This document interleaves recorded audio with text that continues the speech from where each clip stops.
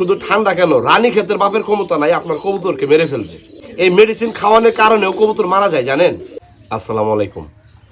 আসলে এই যে ঠান্ডা লাগার কারণে যে কবুতর আপনাদের মারা যাইতেছে, কেন মারা যাইতেছে এটা আপনারা বুঝতেছেন না, তার কারণে আবার রিপিট আরও একটা ভিডিও নিয়ে আসলাম।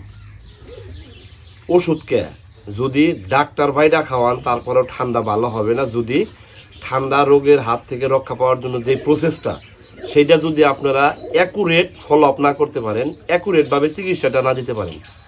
আমি বারবার একটা কথা বলি, একটা প্রাণী অসুস্থ হয়ে যেই পরিমাণে মারা না যায়, তার থেকে বেশি পরিমাণে মারা যায় আপনার আমার ভুল চিকিৎসার কারণে। বুঝতে পারছেন? একটা প্রাণী যতটা মারা না যায় অসুস্থ হওয়ার কারণে, তার থেকে বেশি মারা যায় আপনার আমার ভুল চিকিৎসার কারণে। আজকে সকালবেলা এক সিনিয়র আমার এক ভাই, বিগত অনেক দিন যাবত সে কবুতর পালন করে, আমাকে ফোন দিছে। ফোন দেওয়ার পরে বলতেছে, তাজরুল ভাই আপনি ভিডিওতে যে দেখাইছেন ঠান্ডার যে ডোজটা করাইলেন বা ঠান্ডার ডোজ করানোর যে মেডিসিনগুলা, এই ডোজটা করানোর পরেও তো ভাই আমার কবুতরগুলা মারা যাইতেছে। আমি তাকে কোশ্চেন করা শুরু করলাম, সে আমাকে অ্যান্সার দিল কি জানেন, যে কবুতর তো ওষুধ মিশ্রিত পানিটা ঠিক মতো খাইতেছে, খাবারটা তো সে খায় না। এখন ভুলটা কোন জায়গায় দেখেন, এই টিলমিকোসিন গ্রুপের যে মেডিসিন, সাথে আপনি ডক্সিসাইক্লিন গ্রুপের মেডিসিন, সাথে আরেকটা মেডিসিন দেখাইছিলাম না, লিভোফ্লক্সাসিন গ্রুপের মেডিসিন, আচ্ছা এই মেডিসিন সাথে হলো পানির পিএইচ, এগুলো সকল মেডিসিনগুলোই আপনি একত্রিত করে ব্যবহার করতেছেন। ঠান্ডার বাপেরও ক্ষমতা নাই কবুতর আপনাকে মাইরা ফেলাইতে পারে। আমি আজকে যে কথাটা বলবো, শুধু ঠান্ডা কেন, রানীক্ষেতের বাপের ক্ষমতা নাই আপনার কবুতরকে মেরে ফেলবে। হ্যাঁ, এটা আমি গ্যারান্টিটা বলতে পারি। কেন মারবে কবুতর? যদি কবুতরের হায়াত থাকে ওই কবুতর মারা যাবে না।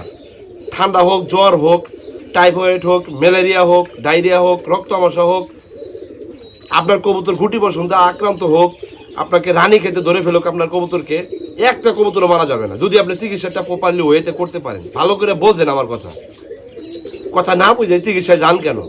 এই মেডিসিন খাওয়ানোর কারণেও কবুতর মারা যায় জানেন। ধরেন এটা ঠান্ডা, টিলমিকোসিন গ্রুপের মেডিসিনটা ঠান্ডার জন্য স্পেসিফিক একটা মেডিসিন, শতভাগ কাজ করে। এর সাথে ডক্সিসাইক্লিন গ্রুপ মিলাবেন, অতি দ্রুত কাজের রেজাল্ট আসবে। বুঝলেন? আচ্ছা, এইটা অনেক সময় যায় না কখন জানেন, কবুতরের নাকে মুখে চোখে যখন পানি চলে আসে তখন লিভোফ্লক্সাসিন গ্রুপের মেডিসিনটা অ্যাড করা লাগে। আমার কাছে মেডিসিনটা শেষ হয়ে গেছে, যার কারণে দেখাইতে পারলাম না। এর আগের ভিডিওতে কিন্তু দেখাইছিলাম লিভোফ্লক্সাসিন গ্রুপের মেডিসিন।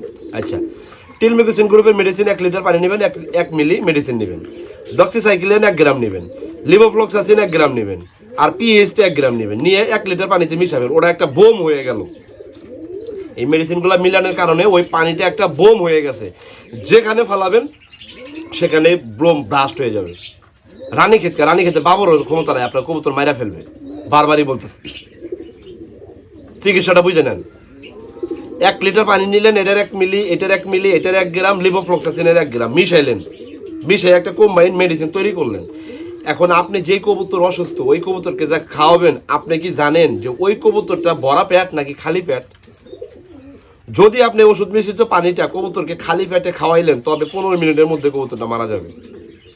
এবার বলবেন যে তাজরুল ভাই কি বলে? হ্যাঁ, খালি পেটে কখনোই কবুতরকে অ্যান্টিবায়োটিক গ্রুপের কোনো মেডিসিনই দেওয়া যাবে না। সেটা জ্বরের হোক, ঠান্ডার হোক, রানীক্ষেতের হোক, যাই হোক, অ্যান্টিবায়োটিক চালাইলেন আপনার কবুতরকে 100% খাদ্য থাকতে হবে।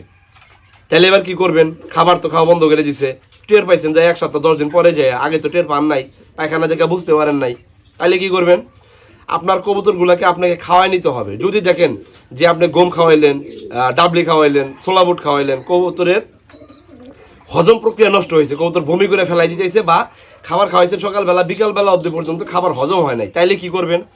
অবশ্যই পানি ঢুকায় খাবারটা ফেলাই দিবেন। যেহেতু দানাদার খাবার ওই কবুতরের হজম করার ক্ষমতা হারায় ফেলাইছে, সেই কারণে ওই কবুতরকে আপনার লিকুইড খাবার খাওয়ানো লাগবে। লিকুইড খাবার কি? রাইস স্যালাইন পাওয়া যায়, সুজি পাওয়া যায়। আপনি যদি রাইস স্যালাইনটা ডক্টরের কোনো দোকানে না পান, তাহলে আপনি সুজিটা নিয়ে আসবেন। সুজি নিয়ে আসা শিশু বাচ্চাদেরকে যেরকম সুজি তৈরি করে খাওয়ান, সেম প্রসেসে সুজিটা তৈরি করবেন।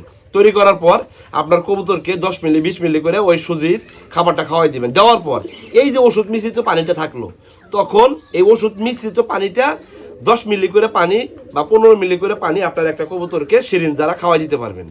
এইভাবে 2 4 5 দিন, 7 দিন, 9 দিন, 11 দিন, 15 দিন পর্যন্ত আপনার কবুতরটাকে যদি আপনি প্রপারলি ওয়েতে চিকিৎসা যাইতে পারেন, তাহলে ওই রানীক্ষেতের একদম মুমূর্ষু অবস্থা থাকার পরেও আপনার কবুতর ঘুরে আসবে, ইনশাআল্লাহ ঘুরে আসবে, যদি তার হায়াত থাকে, আল্লাহ যদি তারে হায়াত দিয়ে রাখে। আপনারা প্রসেস বুঝবেন না, চিকিৎসা ক্যাটাগরি বুঝবেন না, আর দোষ দিবেন যে আমাদের মতো কিছু অবাগা যারা আছে ভিডিওগুলো করি, মেডিসিন নিয়ে কথা বলি, মেডিসিন একই চালাইতেছেন, ঠান্ডার জন্য ঠান্ডার মেডিসিনে চালাইতেছেন, কিন্তু চালাতে হয় কীভাবে এটা আপনি বুঝবেন না, তাইলে আপনি রেজাল্ট পাবেন না। তো অ্যান্টিবায়োটিক চালানোর ক্ষেত্রে আপনাকে 100% সতর্কতা অবলম্বন করতে হবে। কি, কবুতরকে কখনোই খালি পেটে কোনো ধরনের কোনো গ্রুপের অ্যান্টিবায়োটিক দেওয়া যাবে না। বলছি বুঝতে পারছেন? আপনার রানী ক্ষেতেরও বাবার ক্ষমতা নাই আপনার কবুতরকে মেরে ফেলবে, ঠান্ডার বাবার ক্ষমতা নাই আপনার কবুতর মেরে ফেলবে, জ্বর টাইফয়েড কলেরার ক্ষমতা নাই আপনার কবুতরকে মেরে ফেলবে। কি, যদি চিকিৎসাটা আপনি প্রপারলি ওয়েতে করতে পারেন। মেডিসিন যাই খাওয়াবেন, অ্যান্টিবায়োটিক যাই খাওয়াবেন, কবুতর 100% মেকশিওর হইতে হবে কবুতরটা খাদ্য থলিতে খাদ্য আছে কিনা বা খাদ্যটা হজম হইতেছে কিনা। কথা বুঝাইতে পারছি?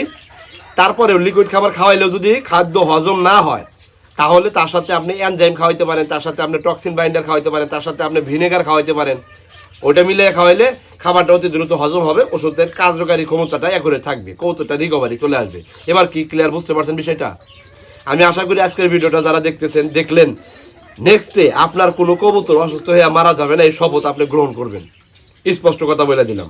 ভালো লাগলে লাইক শেয়ার কমেন্ট করবেন, তাজুল ভাইয়ের সাথে থাকবেন। আরও কি জানতে চান সেটা নিয়ে কমেন্টস করবেন, ইনশাআল্লাহ নতুন নতুন ভিডিও আসবে। ভালো থাকবেন সবাই, সবার জন্য শুভকামনা। আসসালামু আলাইকুম।